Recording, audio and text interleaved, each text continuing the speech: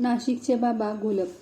नाशिक पंचवटीत एक बाबा घोलप म्हणून वेदशास्त्र संपन्न यजुर्वेदी ब्राह्मण राहत असत. ते आपल्या स्वधर्मात पराकाष्ठाचे निष्णात होते. त्यांच्या तपश्चर्याच्या योगाने त्यांची चित्तशुद्धी झाली होती. ते एवढे विद्वान असून त्यांचे वर्तन साधे असून गर्वरहित होते. त्यांची वर्तणूक जशी मोठ्याबरोबर तशीच लहानाबरोबर. विद्वान, अविद्वान, श्रीमंत, गरीब, ब्राह्मण, शूद्र या सर्वांच्या ठिकाणी भटजीचे वर्तन सम होते. असा काही काळ लोटल्यानंतर त्यांची कार्यक्षयाची वेळ अगदी जवळ आली. त्यांच्या मनात निरंतर असे चिंतन असे की कोणीतरी साक्षात्कारी पुरुष मला भेटून मला कृतकार्य करील, म्हणून त्यांनी नाशिक क्षेत्रात पुष्कळ साधुसंत महात्मे येत त्यांचा यथाशक्ती सत्कार करून त्यांचा समागम करावा, त्यांना काही प्रश्न विचारावे, परंतु समाधान होईना. असा नित्यक्रम पुष्कळ दिवस चालू होता. असो, घोलपांचा कल्याणकाळ जवळ आल्या कारणाने एक दिवस पहाटे 3 वाजता उठून ते गंगेवर स्नानास आले. स्वच्छ मुखार्चन करून स्नान केले. अर्घ्य देण्यास काही अवकाश होता म्हणून गंगेच्या काठी जप करीत बसले. तो समोरून एक संन्यासी येत आहे असे त्यास दिसले. चांदणे चांगले शुभ्र होते. संन्यासी जवळ आले. घोलप त्याचकडे जो पाहू लागले तो त्यांचे डोळे त्या तेजाने दिपून गेले. उंच अजानुबाहू असे दिव्य तेज पाहून घोलप अगदी चकित होऊन साष्टांग नमस्कार घालून हात जोडून विनवणी करू लागले की महाराज, आपण कोण, कोठे असता,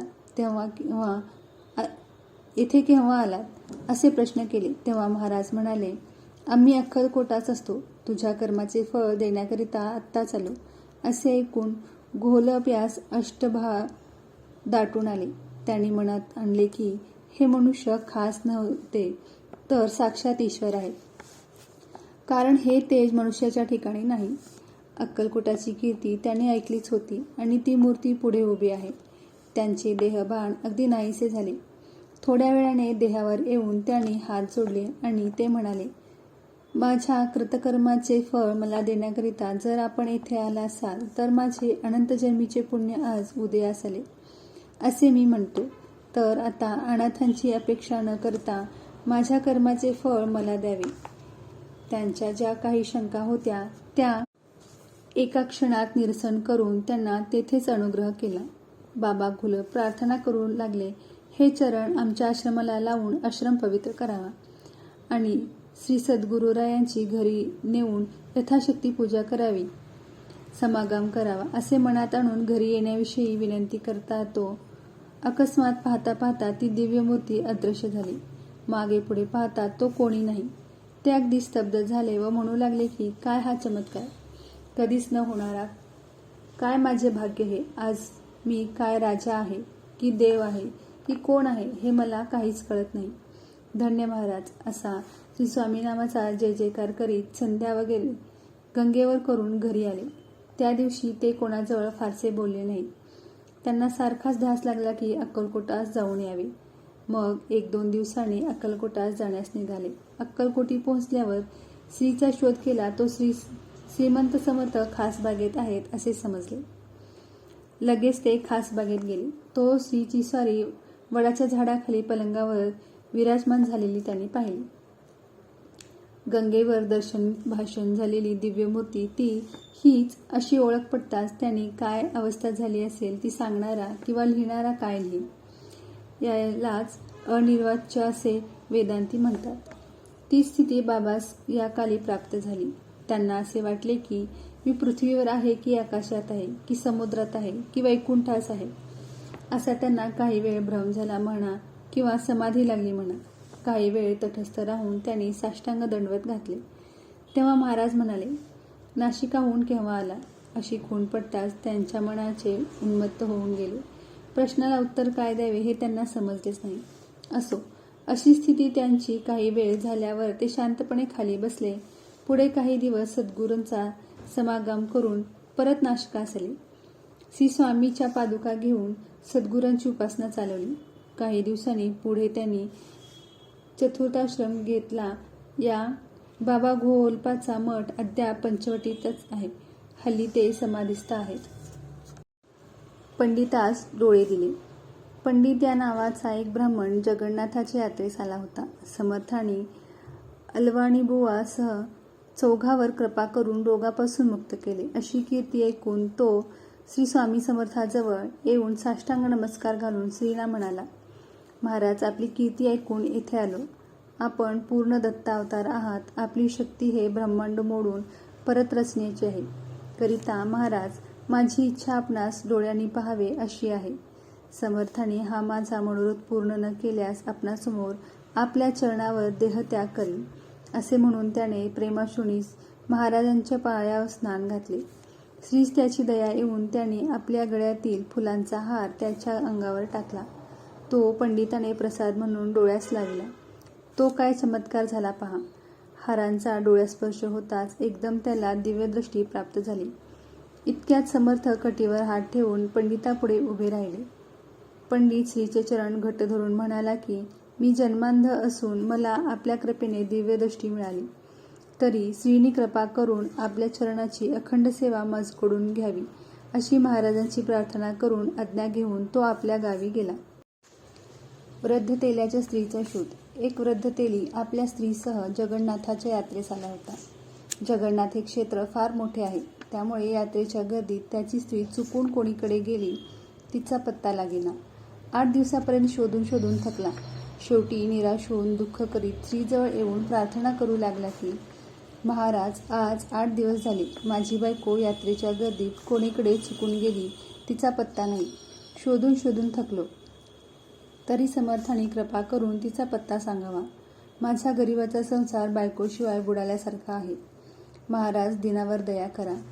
अशी प्रार्थना करून त्याने एकदम श्रीचे चरणास मिठी घातली.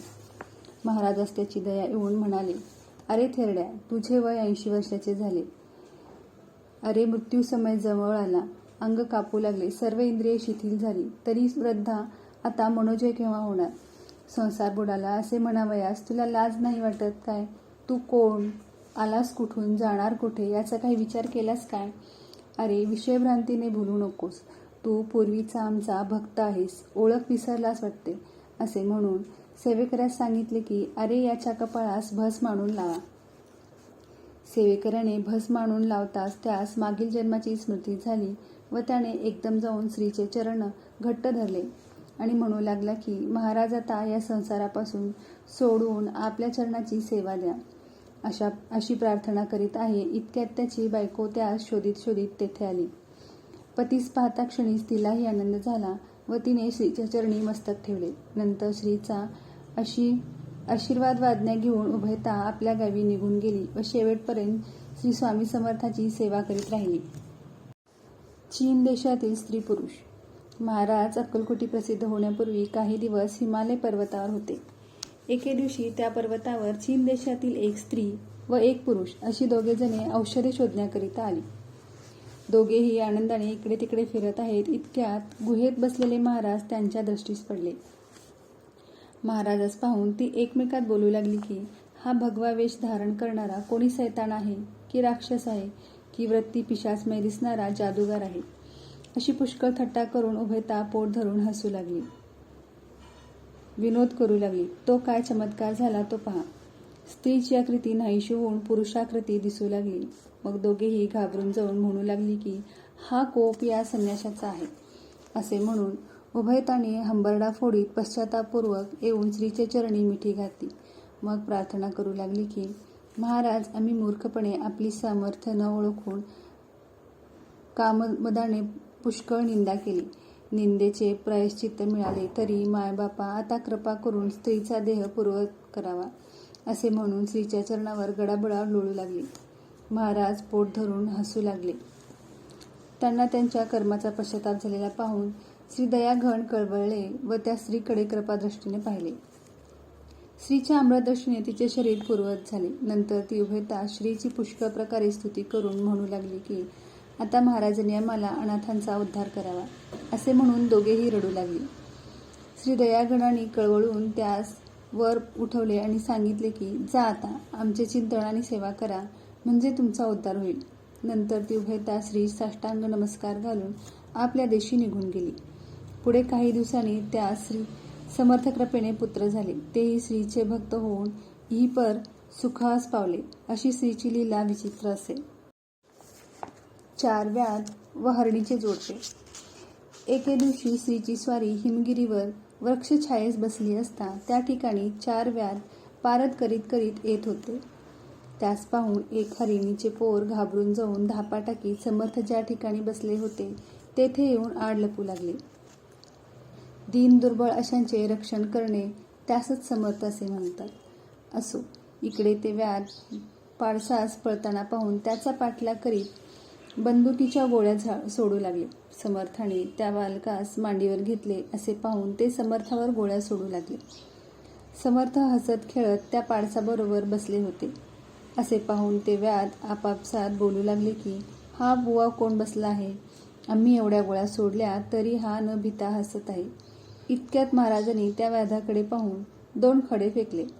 तो असा चमत्कार झाला की ते सर्वजण बंदुकीसह तटस्थ होऊन हात पाय बंदुका वर खाली करता येणार त्यांची काष्ठावत स्थिती झाली.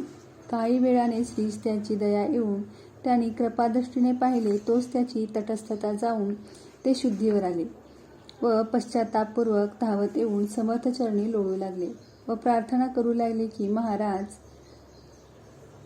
आम्ही आपणास न ओळखून निर्दयपणे पोटाचे पंगिस्त होऊन आपल्यासारख्या समर्थावर गोळ्या सोडल्या. महाराज, आमच्यासारखे महानीच उन्मत्त कृतज्ञ मदंध जगात कोणीही नसतील. सर्व शास्त्रात सर्वथैव व न गांजावे कणा असे वचन असून आम्ही महापाप्यांनी आपल्यासारख्या समर्थास गांजिले. महाराज, सर्व अपराधांची क्षमा करून पतितांचा उद्धार करा. असे म्हणता म्हणता त्यांना अष्टभाव दाटून आले. तोंडातून शब्द येईना, डोळ्यातून अश्रू वाहू लागले. असे पाहून दीनदयाळ महाराज कळवळले आणि म्हणाले, जा आता सर्व भूतांच्या ठिकाणी अविरोध प्रेम ठेवा, स्वधर्माचे रक्षण करा. असे सांगून त्यास चालण्यास आज्ञा दिली. नंतर श्रीची पुष्कळ स्तुती करून ते आपल्या स्थानी गेले. इकडे त्या पाडसा शोधित शोधित त्याची आई हरिण व हरणी ही उभयता व्याकुळ होऊन समर्थ बसले होते त्या ठिकाणी आली. तोच महाराज म्हणाले, काय रे विप्रा, आम्हास ओळखत नाहीस काय? तू आमचा भक्त आहेस. गाणगापुरास आमची सेवा करून रोगमुक्त झालास. पूर्वी सत्पुरुषांचा छळ केलास म्हणून हा मृगजन्म मिळाला. असे म्हणून त्याच्या मस्तकावर हस्त ठेविला. तो असा चमत्कार झाला की पूर्वसंस्काराच्या योगाने त्या हरणास वाचा फुटून त्याने श्री साष्टांग नमस्कार घातला. समर्थाच्या चरणस्पर्शाने त्या हरणास पूर्वज्ञान झाले आणि तो बोलू लागला की, महाराज, मी ब्राह्मण जन्म असताना आपली सेवा केली, परंतु सत्पुरुषाच्या छळाने 7 जन्म घेतले. पहिला जन्म रोगी ब्राह्मणाचा, दुसरा वृषभाचा जन्म आला, त्या ठिकाणी भयंकर कष्ट झाले. तिसरा जन्म दैदुरा नगरीत शूद्राचा आला, त्या ठिकाणी स्त्रीसही दरिद्री व दुःख भोगले. चौथ्या जन्मात तंतुकार होऊन स्त्रीसहित पुष्कळ क्लेश भोगिले. काही दिवस काशी क्षेत्री वास केला. त्या क्षेत्री व्याभिचार घडल्याने 5वा जन्म गाढवाचा आला. 6व्या जन्मी सोनार झालो. त्या जन्मात पुष्कळ सुवर्ण चोरी केली, परंतु माझ्या स्त्रीने साधू संतास दानधर्म केल्याने 7वा जन्म हरणाचा आला. पूर्वीच्या सेवेने समर्थांचे चरण आज दृष्टीस पडले. महाराज, आता या जन्मखेपा पुऱ्या झाल्या. संसार भयापासून मुक्त करा. दीनदयाळ महाराज म्हणाले, अरे, काही दिवसांनी आम्ही फिरत फिरत दक्षिणे देशी येऊ. त्यावेळी तुम्ही मनुष्यजन्मास येऊन आमच्या भेटीने कृतार्थ व्हाल. जा आता. असे सांगून महाराज गुहेत जाऊन बसले. नंतर ती उभयता हरणी पाडसासह आनंदाने उड्या मारीत निघून गेली.